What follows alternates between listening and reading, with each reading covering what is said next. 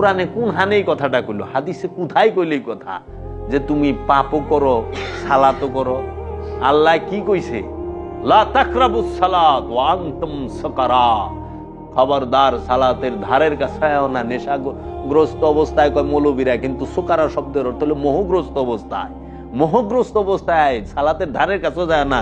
আর সুদ খাইয়া ধারে নামাজ পড়স, তুই কি কারে কি মনে করস? আল্লাহ কি দেখে না? আল্লাহ কি জানে না তোর কথা? নামাজ হইলে ইমানদারে কইছে, ইয়া আইয়ুহাল্লাযিনা আমানু আকিমুস সালাত ওয়া আতুজ যাকাত। হে ইমানদার, সালাত কায়েম করো, যাকাত আদায় করো। যে সুদ খায় সে কি ইমানদার? যে ঘুষ খায় সে কি ইমানদার? পৃথিবীতে কোনো আলেম, কোনো মুফাসসির, কোনো মুহাদ্দিস কি ওর ক্ষমতা আছে যে সে প্রমাণ করে দিব যে সুদ খাওয়ার পরে সেই ইমানদার থাকে, ঘুষ খাওয়ার পরে সেই ইমানদার থাকে?